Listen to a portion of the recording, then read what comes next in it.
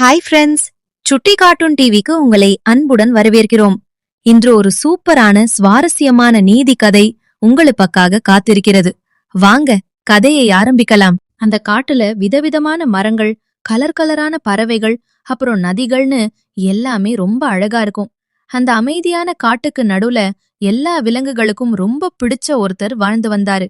அவர்தான் நம்ம அரசன் யானை. பேருதான் அரசன் யானையே தவிர மனசு ரொம்ப ரொம்ப தங்கம்.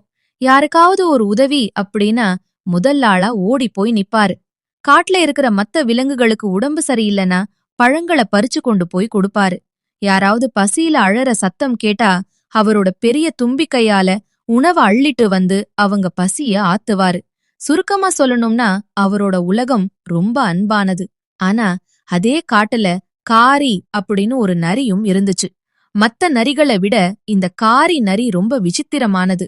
ஏன்னா அதுக்கு உழைக்கிறதுனாலே வேப்பங்காய் மாதிரி கசக்கும். ரொம்ப சோம்பேறி. காலையில தூங்கி எந்திரிச்சதுல இருந்து நைட்டு தூங்க போற வரைக்கும் நம்ம கஷ்டப்படாம யார்கிட்டயாவது இருந்து எப்படி சாப்பாடு வாங்கலாம் அப்படின்னு தான் அது மூளை வேலை செய்யும். ஒரு நாள் காரி நரிக்கு ரொம்ப பசி எடுத்துச்சு. காடெல்லாம் சுத்தி பார்த்தும் அதுக்கு ஒரு பழம் கூட கிடைக்கல. தேடவும் சோம்பேறித்தனம். அப்போதான் அதுக்கு நம்ம அரசன் யானையோட ஞாபகம் வந்தது. உடனே மெதுவா நடந்து யானை தங்கி இருக்கிற இடத்துக்கு போச்சு. யானை அண்ணா முன்னாடி போய் நின்னு முகத்தை ரொம்ப பாவமா வச்சுக்கிட்டு கண்களிலிருந்து கண்ணீர் வராத குறையா அழ ஆரம்பிச்சது. யானை அண்ணா, யானை அண்ணா, என்னை காப்பாத்துங்க. நான் சாப்பிட்டு 3 நாள் ஆகுது அண்ணா. பசியால என் வயிறெல்லாம் சுருங்கி போச்சு. நடக்க கூட தெம்பில்லாம தள்ளாடிட்டு இருக்கேன் அண்ணா. எனக்கு ஏதாவது கொஞ்சம் சாப்பாடு கொடுத்து உதவுங்களேன் அப்படின்னு ரொம்ப பரிதாபமா கேட்டுச்சு. நரியோட முகத்தை பார்த்த உடனே நல்ல மனசுக்கார யானைக்கு நெஞ்சம் பதறி போச்சு. ஐயையோ, பாவண்டா இந்த நரித்தம்பி, இவ்வளவு பசியிலையா இருக்கு அப்படின்னு நினைச்சு தான் தேடி வச்சிருந்த சுவையான மாம்பழங்களையும் சத்தான கிழங்குகளையும் நரிக்கு முன்னாடி எடுத்து வச்சது.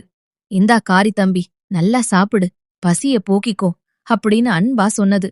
நரியும் எல்லா பழங்களையும் கடகடன்னு சாப்பிட்டு முடிச்சது. ஆனா சாப்பிட்டு முடிச்ச நரியோட மனசுல ஒரு பேராசை எண்ணம் தலை தூக்குச்சு. ஆஹா, இந்த யானை ரொம்ப ஏமாளியா இருக்கும் போலயே. நாம ஒரு வார்த்தை பொய் சொன்னதுக்கே இவ்வளவு பழங்களை கொடுத்துடுச்சு. அப்போ நாம ஏன் தினமும் கஷ்டப்பட்டு சாப்பாடு தேடணும்? இனிமே தினமும் இவன்கிட்டயே வந்து அழுது சாப்பாடு வாங்கிடலாம் அப்படின்னு ஒரு நரித்தனம் பண்ண பிளான் போட்டுச்சு. அடுத்த நாளும் காரி நரி யானை கிட்ட வந்தது. யானை அண்ணா, நேத்து நீங்க கொடுத்த சாப்பாடு ரொம்ப நல்லா இருந்தது. ஆனா இன்னைக்கு மறுபடியும் எனக்கு பசிக்குதே, கொஞ்சம் சாப்பாடு தாங்களே அப்படின்னு கேட்டுச்சு. யானையும் யோசிக்காம உணவு கொடுத்தது. இப்படியே நாட்கள் நகர்ந்தது குட்டீஸ்.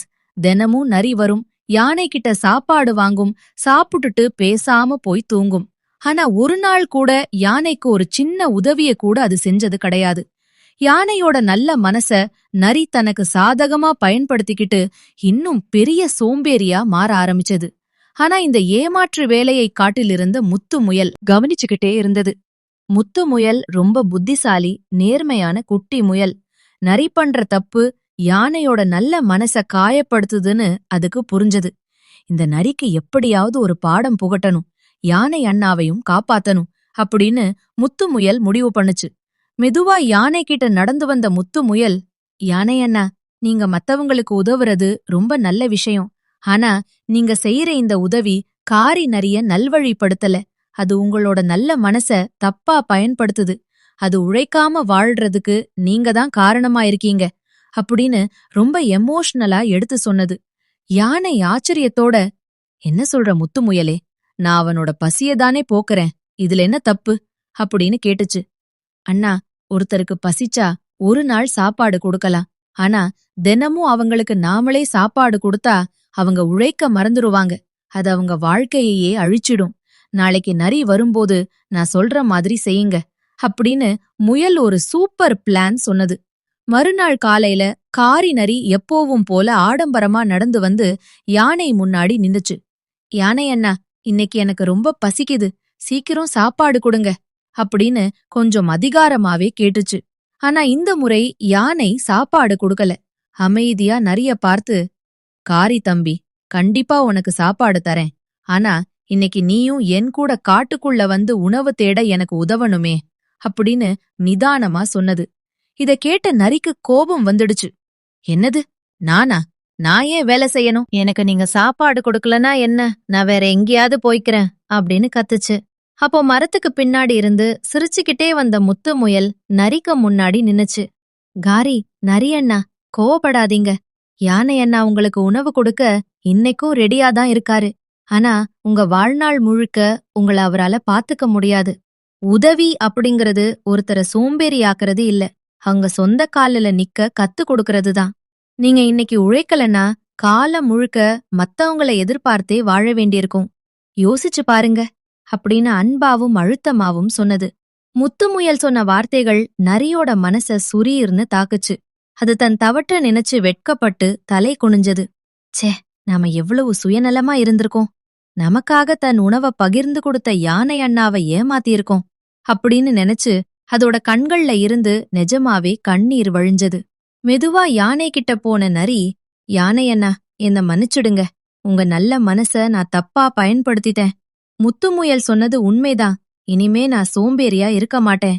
நானே உழைச்சு என் உணவை தேடிக்குவேன் அப்படின்னு அழுதுகிட்டே மன்னிப்பு கேட்டுச்சு.